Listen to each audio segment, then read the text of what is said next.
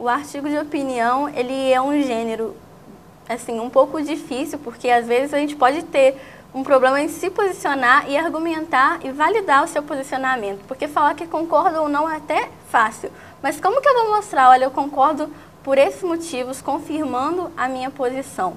Mas é uma coisa que instiga a gente, entendeu? A gente tem que expor nossa opinião, a gente tem que fazer com que a sociedade veja as opiniões que a gente tem sobre as coisas, os problemas que acontecem. E o artigo de opinião vem com isso, vem com essa proposta.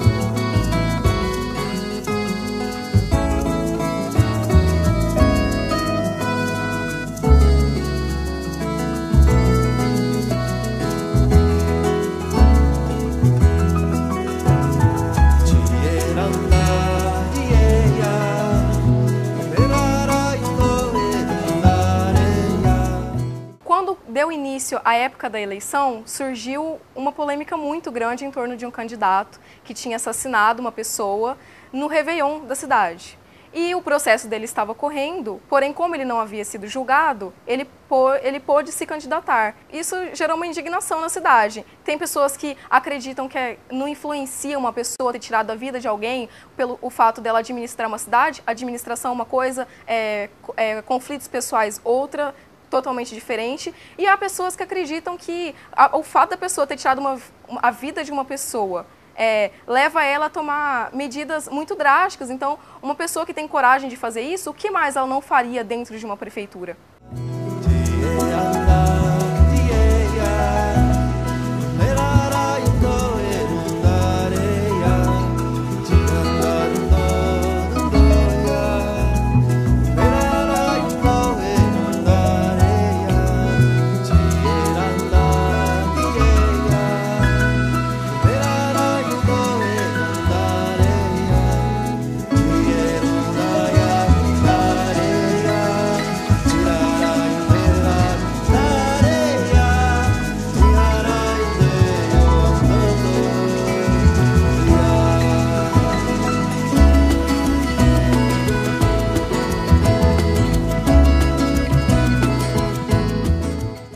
Como filha de agricultor, eu resolvi falar do fumo, porque o tabagismo no Brasil ele tá sendo assim proibido, né? E, todo mundo fazendo campanha contra o uso do fumo.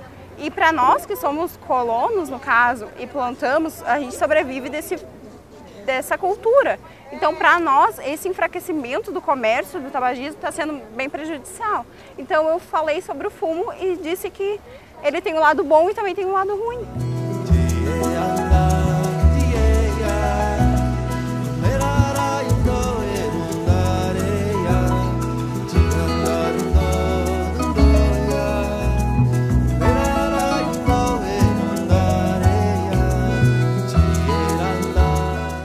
Há indivíduo que tenha mais paixão do que o jovem, mais vontade, mais querer fazer. Mas algum país vive de paixão?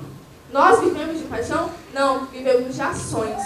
E isso falta, isso sim caracteriza uma apatia. Foi dito aí que a apatia é o quê? É a falta de interesse. Não existe jovem apático, existe jovem que não tem oportunidades, que não tem estímulo. Que os dois grupos usaram bastante a exemplificação, mas também os dois grupos deixaram por cima, né? Faltou fazer esse aprofundamento para nos convencer, né? Os dois poderiam aprofundar bastante e convenceria muito mais. Os seus argumentos foram sem muita base. Vocês provaram assim, só que não profundamente. Vocês tinham que mostrar para a gente que os seus argumentos estavam corretos. Como exemplificação da pesquisa da PUC, em que 70% dos jovens eles não participam politicamente. Isso significa que na cidade dele, eles também não participam. Então, nós jovens vivemos em um meio, um sistema capitalista que nos instiga a pensar somente em nós. Não é verdade? Qual jovem que lá no seu Facebook vai lembrar, ai meu Deus do céu, vou lembrar daquela pessoa que está ali sofrendo? Nunca, minha gente. Os grandes movimentos, eles não foram feitos na frente de uma tela do computador. Eles tiveram que dar tapa à cara para poder conseguir alguma coisa. E a gente está numa geração muito virtual. E assim, não pode acontecer isso, porque a gente tem que ir para a rua para conseguir as coisas. Eu gostaria de contextualizar com uma citação de Marx. Marx dizia que a história ela era feita por ciclos. Esses ciclos eles eram contínuos, eles se repetiam. Em que um certo grupo ele começava com as suas reivindicações até que ele chegava no auge, onde ele conseguia atingir, e depois ele voltava porque ele conseguiu atingir tudo que ele queria e não precisava mais reivindicar. Hoje em dia, com a globalização, pregando o individualismo, fica difícil de você empregar na cabeça do jovem que ele tem que se preocupar com a comunidade dele, que ele tem que se preocupar com a sociedade em geral, porque a globalização ele diz uma coisa, o capitalismo, o sistema, ele vem diz uma coisa, e é difícil a gente tirar isso da cabeça do jovem. Mas não são todos os jovens que são alienados. Como exemplo, estamos aqui hoje, todo mundo defendendo o seu ponto de vista, a sua cidade, o problema da sua cidade. Então não são todos que são alienados. Então tem sim jovens que defendem sim a política, que estão enganjados na política e nas questões sociais, que defendem sua opinião.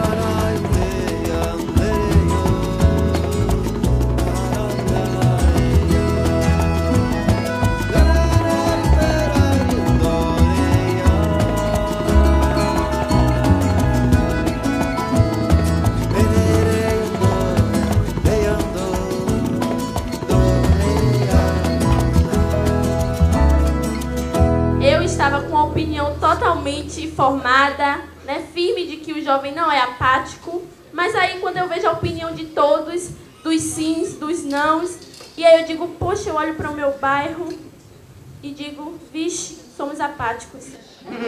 E aí, eu que não sou apática, quero achar que o Brasil inteiro, que o meu bairro, que Valença não é apática.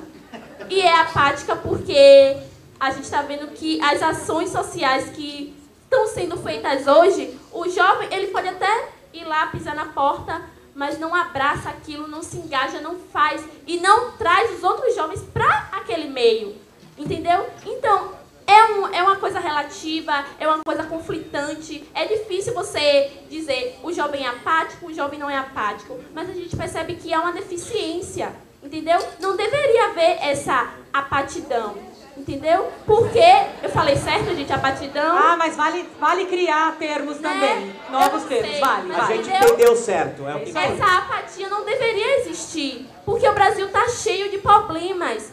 E também as pessoas deveriam tirar isso da cabeça de que só o jovem tem que resolver. É todo mundo. Os jovens principalmente porque tem força, tem saúde, tem vitalidade. Entendeu?